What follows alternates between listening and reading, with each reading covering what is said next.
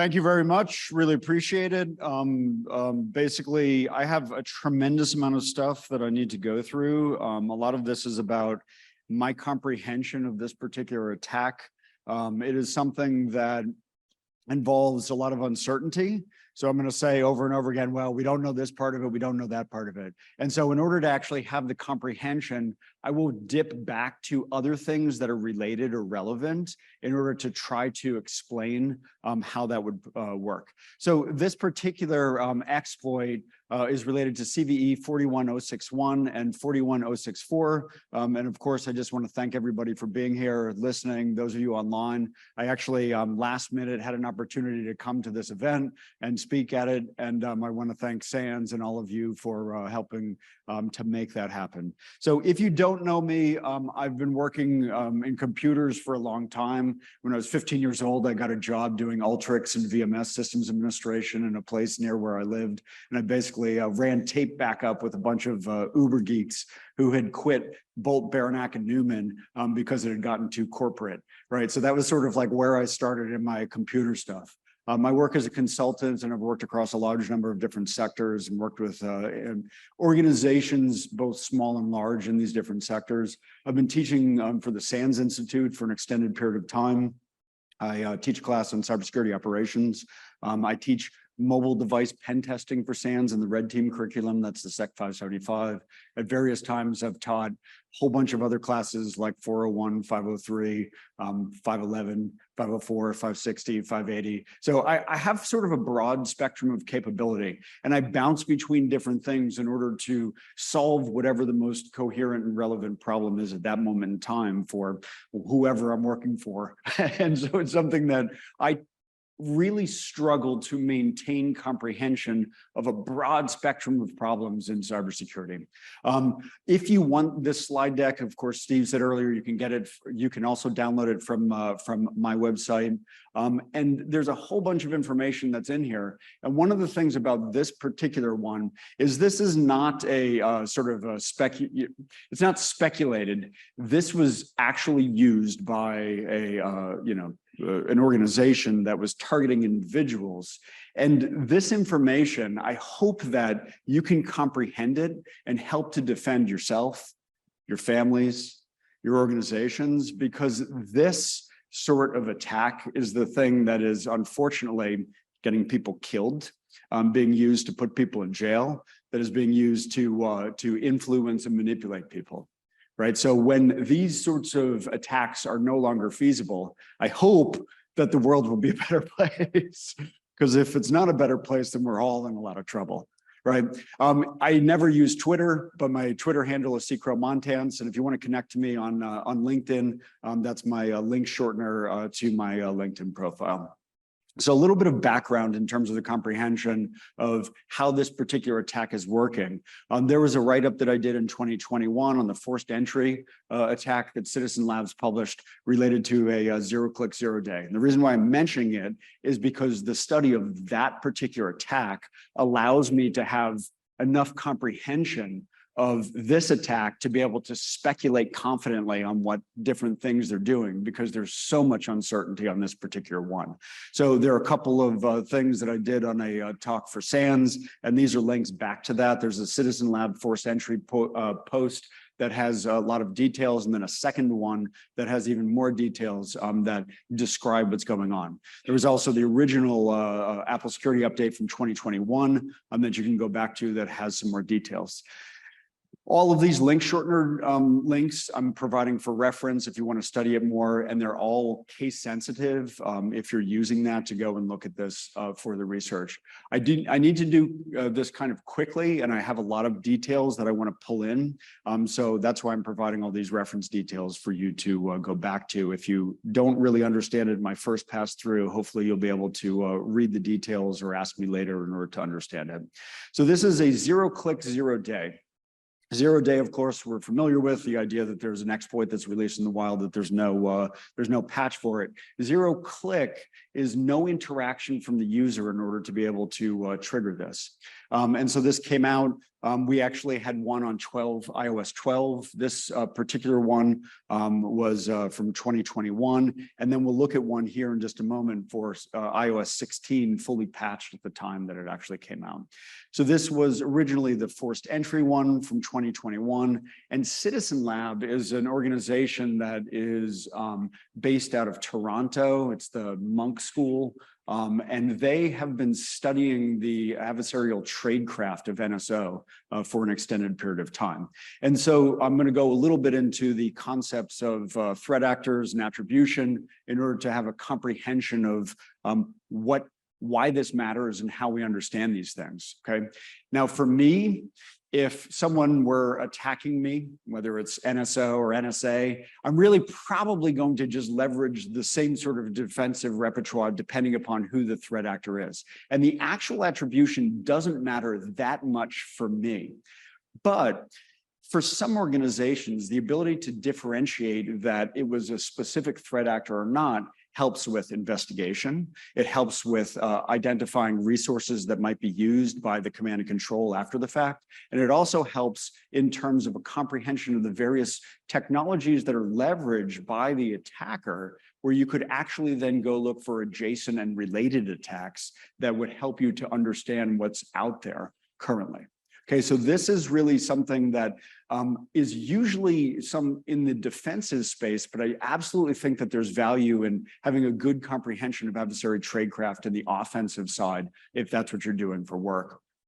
Now, in terms of the CitizenLab post, they cited that they saw that the Pegasus implant was installed afterwards. Pegasus is a product that is offered by NSO, an Israeli company. And CitizenLab says, we saw this come in and we've been studying this for a while. Now, oftentimes they will suppress specific details in an OPSEC maneuver to not let NSO know all of what they understand in this particular attack in terms of resources and attack capability, okay? Now, a little bit on terms of attribution in general. This is a simplified diagram from a U.S. Defense Science Board write-up. This is the Executive Summary 1, Figure 1, that is in a paper from about 10 years ago. And it describes adversary capability in these terms. A $10 club actor can reuse a vulnerability in an exploit that was built by somebody else. A $1 million club actor is capable of actually developing an exploit in order to be able to leverage that and attack things. This is zero-day type capability. And a $1 billion club actor, in their assessment, is capable of creating vulnerabilities that they can then leverage later. Creating vulnerabilities in a supply chain or a manipulation of individuals or a compromise of code in a company where there's actually source that's there. Okay, 0 days happen, and we need to be able to deal with this. We also need to be able to effectively comprehend who is the sort of organization that could do this. Who could come up with it? And when I get into some of the technical details of what's actually there, then we will actually be able to see how complicated this is in order to accomplish it. So lots of details that you could go look at in the specifics related to this particular attack. But I want to talk about the sort of thing where they're actually doing the attribution and pinpointing it to a specific organization. And in this case, and this is the one from 2021, they talked about a specific table where the exploit was deleting details from a table, but they failed to delete things from a secondary table. And this is something that NSO saw, that CitizenLab saw in a couple of specific cases and then attributed it to NSO. So this is how CitizenLab has said in the past, we think it's this particular company. And so they said this was a process that was created, and this is something that they saw. Now, in this one, which by the way, the original post was September 7th of this year, what they said is basically nothing in terms of how they know that it was NSO, except for the fact that we assess it to be this company, and we see that there was Pegasus after the fact. That's all that we have to go on from this particular one. And in the past, what they have done is published additional information after the fact. So they're attributing it. And I think that we can go based on their past experience with this organization. I think that we can simply trust that this is a valid assessment. Okay. I actually requested more details. Of course, they didn't give it to me. They don't know who I am. They don't care, right? I'm like, hey, I'm doing this talk. Give me more details. I want to talk about it. And there, zero response. Okay, so my confidence in their details is the past details that they've provided, and they're very specifically working with, tracking this particular adversary in their tradecraft. So there are two CVEs that I'm going to talk about originally related to, that I'm going to talk about that are originally related to this. And then there's one other CVE that I need to pull in order to explain how it actually works. Okay, so there is credit from Apple on the CVE for 41064. Now this 41064 is actually the ImageIO flaw. And I'll talk about ImageIO in a bit and how this flaw works. And then the 41061, which is the blast door circumvention. And just by show of hands for the people in the room, how many of you know what the blast door service is on iOS? Nobody, right? Right. I mean, and like this is real. This is very real. This is a thing that they actually put in iOS 14. And I'm going to talk about the details of what it does and how it works and how it's supposed to protect us. In order to be able to get a zero-click, zero-day onto iOS, you have to get around this extremely restrictive sandboxing capability that's in place on the operating system. Okay, and then I'll go into the CVE 2023-4864, which is where the actual source of the flaw is that gets triggered in the ImageIO. Now, ImageIO on iOS is where images are processed. Okay, so for the wallet, this is what we have to go on. A validation issue was addressed with improved input validation. Right? Like that's pretty much what Apple just published related to this particular thing. And they credited themselves for the 16.6.1. So we found this particular thing on how they were able to circumvent the PassKit. Anyone know what PassKit is in iOS? PassKit? PassKit is a way that you can actually manage passes within your iPhone. So let's say you bought a movie ticket, and then the movie ticket gets texted to you, and then you use that ticket when you go into the movie theater later. PassKit is managing that data interchange. So there's a whole API that's available for developers for PassKit to be able to actually have this resource. The ImageIO is actually a buffer overflow, which we know that a buffer overflow allows for the writing of data to memory where the allocation of space was inadequate according to the program, right? This is where I start to get an understanding. I mean, because when I see this stuff come out, usually it's just like, oh, okay, I'll just take that for granted. Yeah, that works. Okay, well, how does it work? What is the mechanism that's actually in place?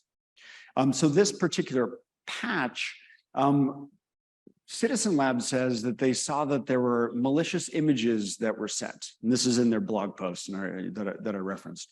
And they say that the corresponding PassKit flaw was part of the exploit chain. If you want to read the details of it, you can go and read that, but it's very sparse in terms of what's actually there. So the idea would be that we send a text message. The text message is received by the phone. The phone then processes that text message, probably needs to do some thumbnail generation in order to show the user what's there. That goes to PassKit for parsing the data that's provided in that message. That then goes to ImageIO, which is where the memory corruption buffer overflow is, which then triggers an exploit chain in order to be able to continue with that. But in order to do this, we need to get this zero-click capability. Okay. Now, zero-click is just sort of the aspect of getting into a phone because there is no service that's available to actually exploit. If you want to, sort of see more about the full attack surface of mobile devices, there's a talk that I gave in 2020. It's on the SANS website. It was something that actually somebody asked me to do it initially privately, and then there were some complications for doing that. So I just gave a public talk, and I was like, there, you can go and you can go and look at it. And what I'm trying to do for people in this particular talk is to come up with the entire gamut of what could be attacked with respect to a mobile device. And this includes cellular infrastructure and the real-time operating system for the mobile device itself, the applications that are on there, and so on. But this is a very specific one in terms of the remote code execution, is that you would need to get the text message into folks. Maybe you remember stage fright. Does anyone know stage fright as a named exploit? This was one that actually targeted Android, and it was almost this exact same circumstance. It was an image processing flaw in the libs stage fright code that is available on Android devices that would process content. Malicious movie was the specific attack that Joshua Drake provided. 2017, 18, that actually demonstrated that particular flaw. Huge problems. People were disabling all sorts of stuff, automatic download on SMS messages because of the stage fright flaw. This is a very similar sort of thing, but unlike in that Android where it appeared to be a potential for having a very broadly targeted circumstance, this one is very, very targeted. This one, because NSO has developed it, they only release it to customers who are paying NSO in order to be able to use their exploit code. And like I said earlier, this then usually becomes nation state, which is getting NSO code and infrastructure in order to be able to target very specific individuals to be able to monitor their private communication. Good. Now, just as an aside for me, this is one of the reasons where I'm always like, should I talk about this stuff? Right? Should I really be spending my time, working on explaining to larger groups of people the details of how this works? I do actually think there's value in getting that information out there. I do actually think there's value for each of you, at least to understand a little bit of how this would work. So in terms of circumventing BLASTOR, iOS added this capability in iOS 14.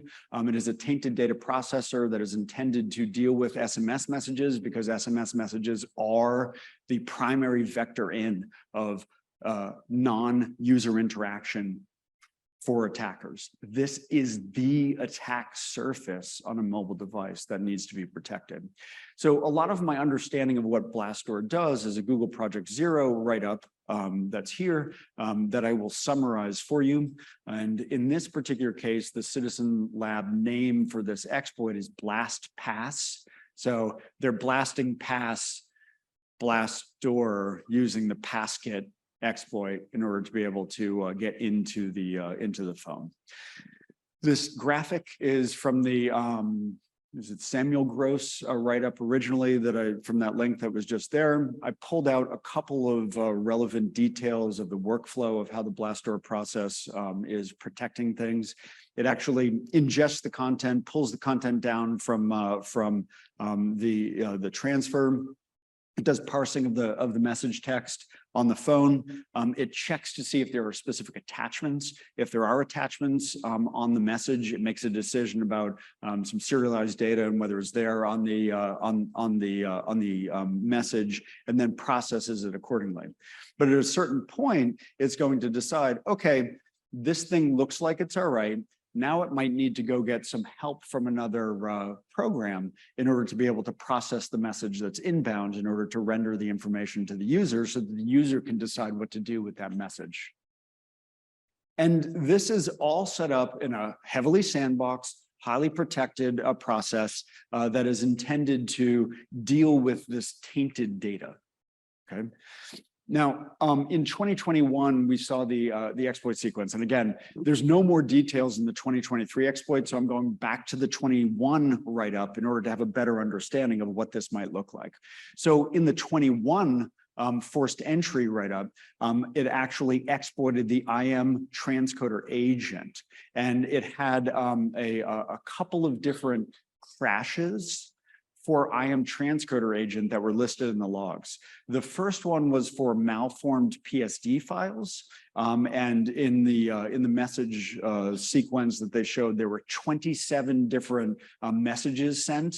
And I speculated on that write-up that it was like, this is probably grooming memory. This is probably sending stuff in to get it set up so that, you know, when the exploit actually occurs, the stuff that they want to have in memory is probably already there. Similarly, the second one is the JBig2 data in a PDF file. And there were only 4 of them sent. So again, this feels more like the trigger of the exploit, whereas the first one is a lot more sort of spraying of information that's in there, into memory. Now, in terms of PassKit right now, I don't have much else except for the review of what PassKit does, the review of the wallet content on the specific XML specifications that's there.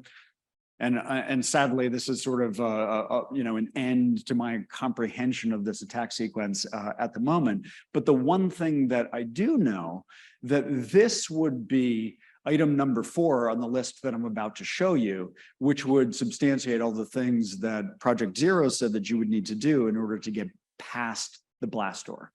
Okay, so the necessary things would be a memory corruption vulnerability, which is the buffer overflow, which I haven't talked about yet. Some sort of remote ASLR breaking. Now, Blastdoor actually has a bunch of protections against that. If you have a crash of Blastdoor, every time that Blastdoor restarts, it actually doubles off the startup time and delay to basically make it so it's much harder if someone's trying to brute force this. It just keeps slowing down, slowing down, and slowing down, and making it harder and harder. Okay. The code execution, we don't actually know exactly. And when I get into the write-up of the WebP vulnerability, which is the underlying vulnerability, the only thing that I can show you is a proof of concept about how to create a malformed table that would cause memory corruption. We don't actually have the specific code execution. And then the PAC, pointer authentication codes. Now, again, some of you may know what pointer authentication codes are. Some of you don't know what they are. This is a capability that was introduced in ARM version 8.3, which specifically is intended to protect against calling functions from non-authorized areas of memory. So the pointer authentication code needs to be coordinated between the developer and the processor. But essentially, it's a hardware-driven defensive capability, which is specifically intended to protect against return-oriented programming and jump-oriented programming techniques of calling into areas of executable memory. Because if you call into an area of executable memory, but you don't have a valid pointer authentication code of where you're coming from, even if it's an executable area of memory, you still can't execute because your PAC doesn't work properly. So this is speculation on my part. I don't know this for certain. But what I think is aligned for this is this sandbox evasion is probably where they're actually getting into the exploitation, where they're leveraging one of these lightweight interprocess communications in order to then call out and say, okay, here's the PassKit, here's the evasion. Let's leverage this authorized interprocess communication in order to be able to then trigger the activity.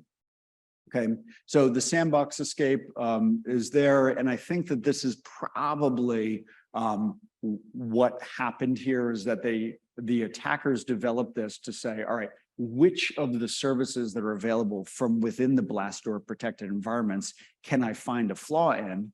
And then once I find that flaw to get out and start to do some execution, I can then find a memory corruption and deliver hopefully an image or some attachment that then gets processed that triggers the memory corruption that allows me to then do the exploitation.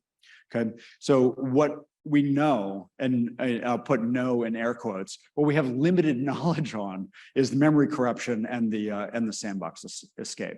And so I mentioned that PAC is there. It's something that basically is a hardware capability that is a great hardware capability, but it seems like developers are a little bit slow on the uptake of it. And it's actually fairly complicated to implement from a developer perspective. And as such, the exploits are still usually able to find ways around it. I don't have enough time to go into the details of this. I originally had it in the talk, but I just don't have time. If you want to understand what it would take to get around PAC, there's a great Ian Beer post, also Project Zero from March of this year, for a previous Zero Day against ImageIO in iOS that you can go and read. And it has a lot of interesting clues that might potentially be related to this particular exploit chain. Okay, it's not the same, but it's in the same library, and it talks about the attacker developing a whole bunch of primitives in memory in order to be able to actually do the exploitation around PAC. Okay, and I just, again, in the interest of time for this talk, I can't go into it. So the sort of details of this are that we have this buffer overflow, and the reported information says that it's ImageIO, which then points back to WebP. Now, WebP is a code that is actually for processing images in a lossless encoding format, right? And so WebP is code that's released by Google. And there's, high value in leveraging this particular code in order to provide lossless compression of images. Apple recently included this into ImageIO. And there was notification from Apple to Google on September 6th, a day before the patches came out from Apple, that there was a flaw in WebP, which then Google very quickly patched in Chrome. It actually took a little while to get the patches for WebP to other places, but they patched it in Chrome almost right away, and then they patched it in Android in the October update. Okay, and so based on this Ben Hawk's blog post talking about the details of this particular vulnerability, he says, from the stuff that's there, from the sequencing of information of updates, I can pretty much assume that BLASTPASS vulnerability and the CVE 2023-4863, originally a Chrome bug, and then later sort of updated to have a more general WebP vulnerability expression, they're the same thing. Okay, so I'm going to talk a little bit about Ben Hawks's write-up on how that particular flaw was discovered by him, and then some speculation on how whoever found it originally would have had to actually do it. Okay, so this particular WebP out of bound right targets something called a Huffman table. I don't know what Huffman tables are. Maybe you do, right? Huffman tables are this frequency analysis on images that looks for repeating sequences of bits in an image, and then will map those repeating sequences to shorter portions of a bit in order to be able to, shorter sequences of bits in order to be able to provide compression. So this is a lossless compression algorithm based on a frequency analysis of an image. And the write-up of the patch for 4863 shows that when build Huffman table is called, it's going to check to see if it thinks it has enough space to be able to then build out the tables that it needs to do the compression. So I'm going to go into the details of this, and it's fairly complicated.